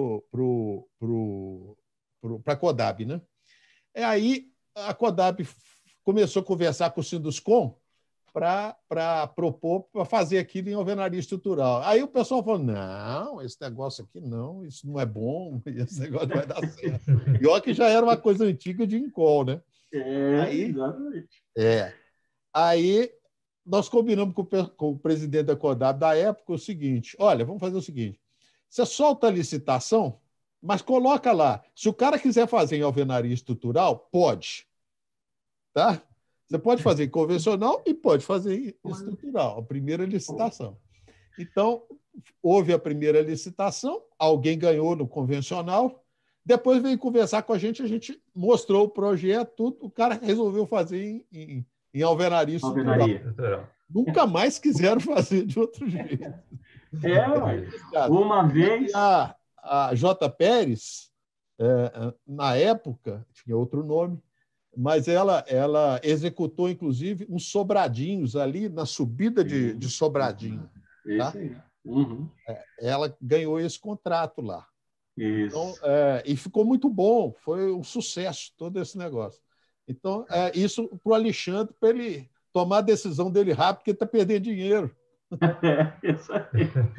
Uma vez você, utilizando a alvenaria estrutural, você pensa umas 2 vezes para mudar para o concreto convencional. É uma coisa que realmente não tem explicação. Mas é isso aí mesmo. Mas ainda está amadurecendo, né? Aí a turma começa a fazer aquele pensamento de será que eu vou para... Porque construção racionalizada não tem dúvida, né? Sim. Aí você começa a ter praticamente 3 alternativas, né? Ou alvenaria estrutural, a parede de concreto ou a off-site, né? Então, fica aquela conversa. Agora, se você for pensar hoje, se você for fazer 100, 200 unidades, até 500 mil, talvez a alvenaria estrutural seja a melhor coisa que você possa fazer, né? Quando você passa de 1000 unidades, aí começa a ter um outro processo mais industrializado, que não é mais barato, não, mas é mais rápido, às vezes, e resolve, né? Então, essa que é a jogada que o empresário tem que pensar. Exatamente. Perguntas? Eu tenho. Aqui o pessoal está aí. Bom, primeiro, agradecer, Thiago, muito boa realmente a sua palestra, gostei muito de vários detalhes, né? Principalmente quando você explicou direitinho o uso do escantilhão. Acho que a maioria aqui dos alunos talvez nunca tenham visto esse equipamento, né? Porque é um equipamento muito específico da alvenaria estrutural. Deveria ser usado em tudo quanto é alvenaria, na minha singela opinião, mas isso é outra história, né? Então, muito bom.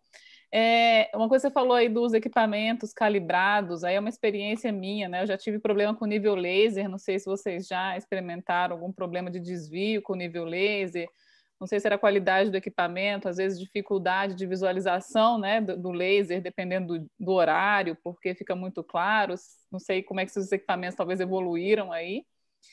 Uma das coisas que eu gostaria que você comentasse é essa questão do projeto, né? Porque eu percebi assim, que então é estudado cada tamanho e cada fiada vai ter vários tamanhos de blocos, né? Em função justamente. Então, o seu projeto de arquitetura, né? Essa questão do módulo, né? Como é que vocês, na parte de estudo do projeto de arquitetura, fazem esses módulos? Quando eu vejo que vocês pensaram vários tamanhos de bloco, né, na mesma alvenaria, se você puder comentar um pouquinho, porque é uma parte que eu sempre converso muito com os alunos. Sim. E uma coisa é um estudo preliminar, que a gente joga as medidas talvez um pouco ali sem estudo, mas que dentro do possível a gente deve sempre aliar o tamanho dos nossos ambientes com o sistema construtivo que vai ser adotado, para evitar... Então, se eu vou usar, estou aqui chutando, né, outra coisa, estou usando parede, vou usar as paredes de drywall. Então, vamos trabalhar nos módulos de 60 para evitar desperdício de placas e conseguir um melhor aproveitamento, né? Tudo isso, quando é estudado, dado esse tempo, esse espaço para o projeto, é muito melhor. Sim. E, com certeza, na alvenaria estrutural, isso vai no mínimo detalhe. Se você puder comentar um pouquinho. Essa parte de modulação do projeto estrutural, da alvenaria estrutural, como realmente os blocos são industrializados, né? Jamais eu posso me permitir, por exemplo, eu vou pegar um bloco de 39, mas aqui o projeto está me dizendo que eu tenho que usar 36. Isso não existe, porque não existe o bloco de 36. Então, dentro do projeto, onde que ele vai me mostrar a minha primeira fiada, a segunda fiada, o projetista ele tem que utilizar as peças que estão disponíveis no mercado. E aí, entra justamente da questão da modulação, que a minha área, claro que se a tua parede, o teu quarto, por exemplo, não sei se é isso mais ou menos que às vezes é a dúvida, meu quarto é 3x3, um exemplo, ok?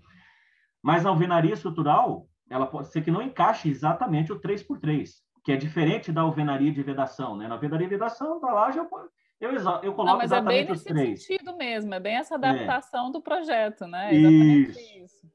Então, dentro aqui do DF, eu acredito que também em outras localidades, eu tenho uma margem até de 5% da área que pode estar alterada conforme o projeto aprovado de arquitetura. Então, é aonde vai encaixar essa modulação. Ou seja, eu não vou ter 3 metros, mas mediante aos blocos já comercializados, vai dar 3,02, 1,99 ou 98. Essa diferença de área, o projetista automaticamente já sabe disso, tem que se encaixar dentro dos 5%, tá? Para justamente você não ter problema futuro, lógico, de comercialização e às vezes algum mutuário te processar porque você vendeu um apartamento de 51 e na verdade ele tem 50,98, né? Então a modulação ela permite isso. Então ela vai se encaixar em cima dos 5% e acabou, né? Não fugindo, lógico, não tendo nenhum problema judicial lá na frente, entendeu? Não, ok, era mais para entender assim, esse processo junto com os arquitetos, né? Com os seus projetistas, como é que vocês faziam assim, algum tipo de ajuste nesse sentido? Não. Quem vai ajustar é o projetista, é o calculista. É o calculista. Uma vez definido o projeto arquitetônico e aprovado. Não, mas essa é a questão. Esse fluxo do projeto arquitetônico, ele já entra sabendo que ele tem ali que trabalhar com algum tipo de módulo. Essa é a minha pergunta, justamente. A gente ter projetos arquitetônicos mais otimizados dentro do processo. Sim. Hoje, sim.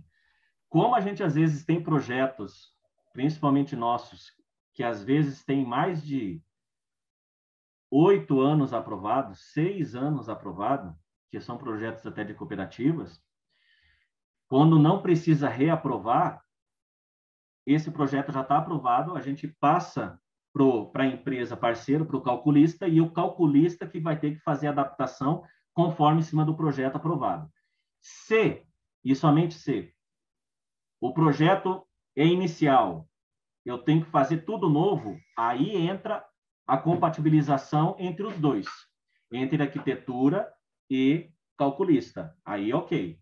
Mas, na maioria das vezes, o projeto de arquitetura já está aprovado e, como diz o Thiago, né? Thiago, você está aí, né, Thiago? Aí o Thiago que se vira para encaixar os blocos dentro daquelas dimensões. Não tem como escapar. Mas não é legal, as duas vertentes. Tira toda a racionalização da obra. Exatamente, porque o projeto arquitetônico, Juliana, principalmente no nosso caso hoje, né? Ele é realizado e a arquitetura ela não é pensada na questão do módulo estrutural, né? Porque às vezes ela nem sabe que vai ser em alvenaria estrutural. Às vezes ela sabe, não, vai ser em concreto convencional. Como que já temos projetos nossos aqui, desses projetos antigos, que tem outras empresas que fizeram em concreto convencional. Lajes e vigas. No nosso caso, a gente fez tudo em alvenaria estrutural. Mas existem as duas vertentes. Se automaticamente o projeto está aprovado, o calculista tem que se virar em fazer a modulação. Se caso o empreendimento está nascendo os dois juntos ao mesmo tempo, aí sim a compatibilização entre os dois para que os ambientes se encaixem dentro da modulação, né? Não, perfeito. Tá joia. É mais ou menos isso. Beleza. Mais alguma pergunta? Tudo bom? Tá dando para direitinho? Oi, quem fala? Leonardo, eu sou aluno da UNB. Oi, Leonardo. Seja bem-vindo. À vontade, obrigado. Leonardo. Na verdade, eu estava tendo aula durante aqui que você apresentou, mas eu gostei muito da parte que eu vi aí. Eu queria ver tudo direitinho mais tarde, só que eu queria saber como vai ficar, se está gravando aí, como é que vai ficar para ver depois. Vai ter como ou não? A reunião aqui, tudo que ele apresentou? Gisele? Sim. Ele está gravando, né? Olá, Leonardo, tudo bem? Sim, a gente está gravando e a gente vai provavelmente disponibilizar lá no YouTube do Sinduscom. Tá bom? Tá bom, muito obrigado. Nada. Mais alguma pergunta? Coisa boa. Bom, não chegamos aos 70 alunos, né? Mas ainda vamos alcançar essa marca. Não foi por você, não, viu, Tiago? Tudo bem, tudo bem. A palestra foi sensacional, muito boa. Tá? Quem sabe o próximo palestrante vai lá e mata essa meta. Não, vamos, a gente tem que trabalhar com meta, né? Vamos trabalhar com meta. Né? Exatamente. Walter, é só o seguinte, é porque a gente está, a maioria dos estudantes, o UNB, por exemplo, o pessoal está em final de semestre, as faculdades particulares estão em final de bimestre, os alunos estão, acho que, meio sobrecarregados aí com uma série de tarefas. Isso. E talvez nesse finalzinho aí, meio de maio aí, eu acho que o quórum em geral está baixo aí. Mas isso. Mas tá ótimo, é isso aí. Acho que cumprimos atendemos aí os nossos objetivos, cumprimos, né? Acho que é bacana, muitas informações, enfim. Então, acho que nós podemos encerrar o nosso encontro, são 18h15, né? Olha só. Então, Tiago, mais uma vez, o nosso muito obrigado, em nome do Sinduscom, tá? Pela sua participação, pela apresentação do tema, muito interessante, de uma forma bastante prática, né? Agradecemos aí a presença do Fernando Crossara, né, o nosso grande amigo, né, da Juliana, Simetria, muito bom essa participação, essa interação também, bacana. Gisele, nossa gerente lá do Sinduscom, gerente técnica, da gerência técnica, enfim. E aos nossos alunos, os nossos agradecimentos a todos vocês. Compartilhem com seus colegas, amigos de universidade. Né? A nossa intenção é que mais 2 ou 3 semanas tenhamos um outro tema, um tema interessante, que com certeza irá contribuir muito para a formação profissional de vocês. Este é o propósito do Sinduscom, tá? É contribuir para a formação de todos vocês, para que vocês venham, ingressem no mercado da construção civil, né? Tendo um conhecimento maior, ok? Então, acho que podemos encerrar, né, dona Gisele? Você quer falar alguma coisa, Gisele?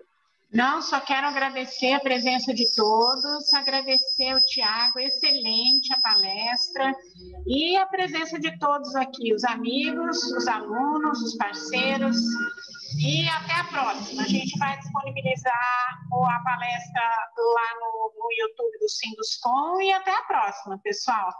Então, até a próxima. Obrigada, Walter. Nada. Obrigado a vocês. Tchau, gente. Valeu, obrigado. Tchau, Tiagão. Obrigado. Tchau, Walter. Até logo, pessoal. Obrigadão.